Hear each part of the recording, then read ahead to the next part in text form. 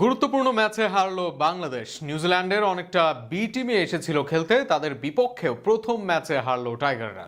তবে কার দোষে হেরেছে বাংলাদেশ? আফিফের ব্যর্থতা নাকি শান্ত তামিমের শুরুর দিকের উইকেট? মিরাজ ক্যাপ্টেন হিসেবে দায়িত্ব নিতে পারেননি নাকি অন্য কিছু?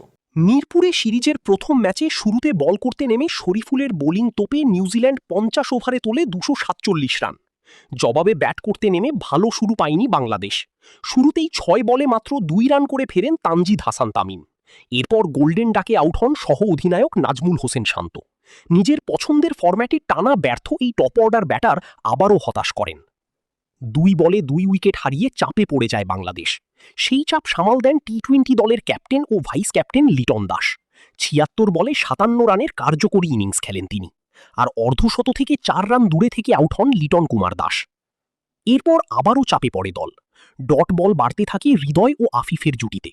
তবে সময় বুঝে হাত খুলে খেলতে শুরু করেন তারা, আর তাতেই জয়ের আশা ফিরে আসে। কিন্তু আবারও ব্যর্থ। আফিফ আউট হয়ে ফিরলে চাপে পড়ে সিমন্সের শিষ্যরা। তবে সেই চাপ সামলেও দারুণভাবে জয় ছিনিয়ে নেয় বাংলাদেশ। এর আগে টসে জিতে ব্যাট করার সিদ্ধান্ত নেন নিউজিল্যান্ডের অধিনায়ক টম লেথাম। ব্যাট করতে নেমে শুরুতেই উইকেট হারায় তারা। দলীয় 21 রানে 23 বলে 7 রান করে আউট হন নিক ক্যালি। দ্বিতীয় উইকেটে হেনরি নিকোলসের সঙ্গে 73 রানের জুটি গড়েন Will Young. Leg spinner Rishad Hossain এই জুটি ভাঙেন। আউট হওয়ার আগে 42 বল থেকে 30 রান করেন ইয়াং। ক্রিজে বেশিক্ষণ টিকতে পারেননি অধিনায়ক টম লেথাম। মেহেদী হাসান মিরাজের বলে বোল্ড হওয়ার আগে 15 বলে 9 রান করেন তিনি। এদিকে আপন তালে খেলতে থাকা ওপেনার হেনরি নিকোলস ব্যক্তিগত অর্ধশত তুলে নেন। তার ইনিংস থামে 68 রানে। রিশাদ হোসেনের করা বলে কট বিহাইন্ড হন তিনি। 83 বলে খেলা তার এই অনবদ্য ইনিংসটি 9টি 4-এ সাজানো। এরপরই খেয়ে হারিয়ে ফেলে নিউজিল্যান্ড।